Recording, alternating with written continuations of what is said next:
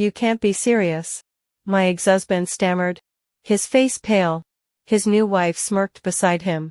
Until the bailiff handed them the eviction notice for my property. But you were a broke, crazy housewife. I just smiled. That's what you told everyone. But while you were cheating, I was studying. Alright. Read it. I need to get this out. I'm divorced now. Finally free. But to understand the mess, you have to go back to the beginning. My ex-husband and I were together for more than 20 years. Since we were kids. We got married in our early 20s. Thinking we had it all figured out. But even when we were teenagers, there were hints. Little things I brushed off. Once we were married. Though, things got really fun. And by fun, I mean it was a slow-motion nightmare. The first major crack appeared while he was still in the military. Wed agreed that morning I'd come visit him at his command and we'd grab lunch. It was a simple, normal couple thing to do. I remember feeling excited. Driving onto the base. Looking forward to seeing him. But when I got to his office, he wasn't there. His CO, a guy who always looked vaguely uncomfortable, saw me standing there. Oh. Hey. He said, shuffling some papers. You looking for him? He, went out for lunch about an hour ago with Johnson. My brain just stalled for a second. Who? Then it clicked. Johnson was a female coworker. A single one. We'd never had lunch plans. He and I must have looked as confused as I felt. Because the CO just gave this tight little smile and said, he didn't mention it. I managed to thank him and walk out. My face burning. I spent the rest of the day waiting. No call. No text. Nothing. When he finally got home that evening, he dropped his keys on the counter like it was any other day. I asked him how lunch with Johnson was. He just stared at me. What are you talking about? We never had plans today. The denial was so flat. So absolute. It made my head spin.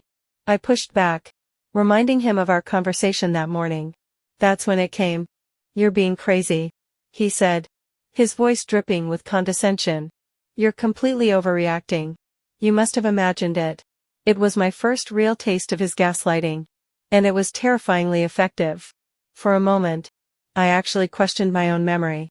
A few months later, another crack. It was late, and I came out of our bedroom to find him on his Xbox. Headset on. Deep in a game. I heard him laughing. Then I heard a woman's voice. Clear as day. Through the headset. The second he saw me, he physically jumped and fumbled with the controller, slamming the mute button. The sudden silence was more damning than anything he could have said. He claimed it was just a random teammate. But his reaction was pure guilt. My gut was screaming at me. Later that night, after he was asleep, I did something I'd never done before. I picked up his phone. I hated myself for it. But I had to know. And there it was. A long thread of texts and calls with his pregnant ex-fiancée. She was relentless. Telling him he should divorce me. That he belonged with her and his real family. He wasn't exactly fighting her off. He was engaging. Keeping the door wide open. That's when I realized what I was dealing with. This wasn't just a few suspicious incidents. This was a pattern. It was a conscious choice to lie. To hide things. And to make me believe I was the one with the problem. But I had the proof right there. Glowing on the screen in my hands. And yet, I still didn't know what to do. So, Reddit. I guess my first question is for anyone who's been there. When you catch them in those early, plausibly deniable lies, how do you even begin to fight back? How do you trust your own reality when the person you love is telling you it's broken? Things got worse. Of course. By this point, we had our first child. A 1-year-old boy.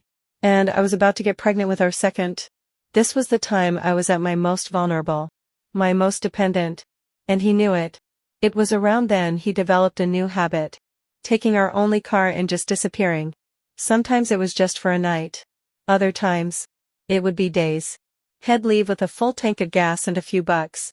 And I'd be left completely stranded with a toddler. My mind would race through the worst-case scenarios. What if our son got sick and needed to go to the hospital? What if there was a fire? I realized this wasn't just him being selfish. He was demonstrating that my safety, and our son's safety, meant absolutely nothing to him. He was trapping me. The biggest blow came on a quiet afternoon. Had been gone for about a day. And I was just trying to keep things normal for our son. I went to use our desktop computer and saw Head left it unlocked. His Facebook was open. My heart started pounding before I even read a single word. And there they were. Messages with a local girl. It wasn't just flirting. They were graphic. Detailed conversations about the nights he was spending with her. The drugs they were doing together. The screen blurred as I scrolled. My brain tried to process the information. This wasn't just a suspicion anymore. This was a name, a face, and a detailed itinerary of his betrayal. My first thought wasn't even anger. It was a cold, sick dread. He's bringing this danger back into our home. Into our son's home. But the worst part.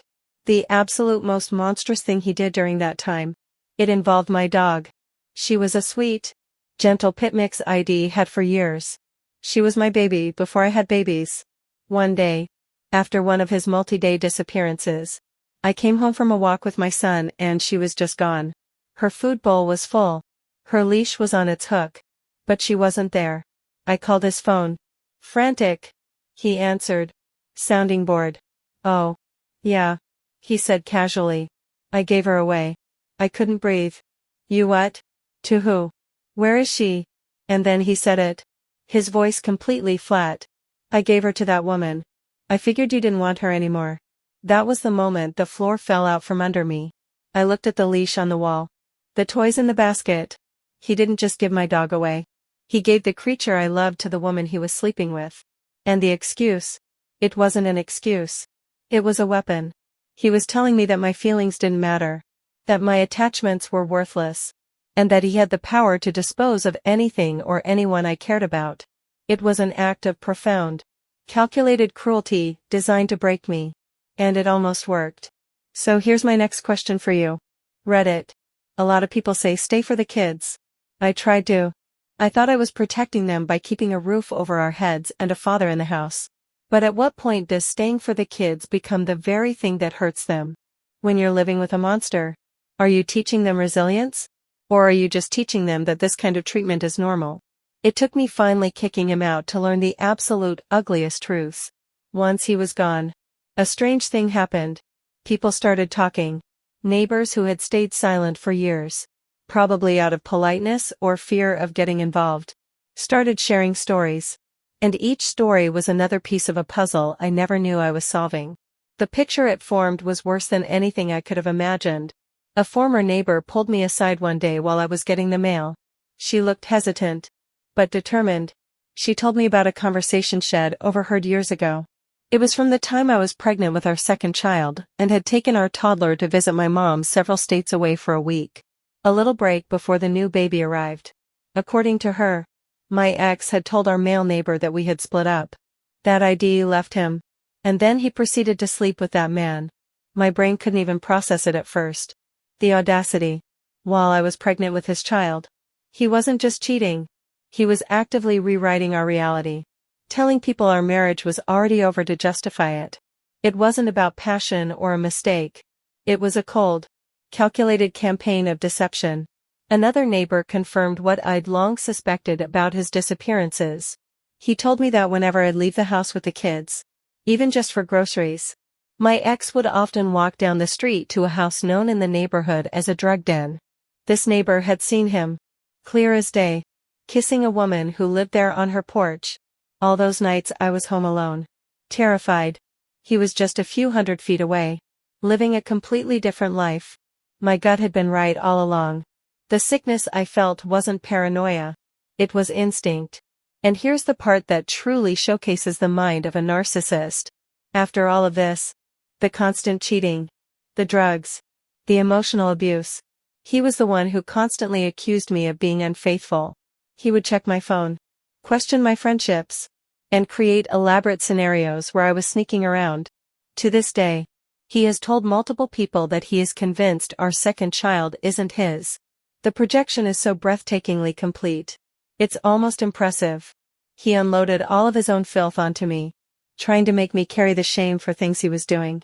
It all clicked into place when I remembered something Head told me years ago. Back when I still thought he was a good person.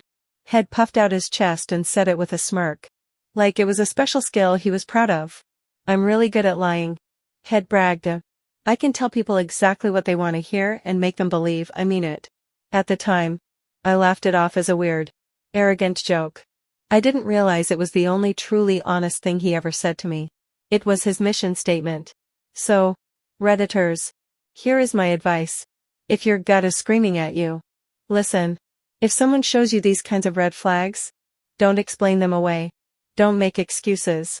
The gaslighting and narcissism are real, and they will rot your life from the inside out. I wasted more than half my life on a monster. It's a genuine miracle I didn't end up with an STD or worse. Don't be me. Don't walk away. Run.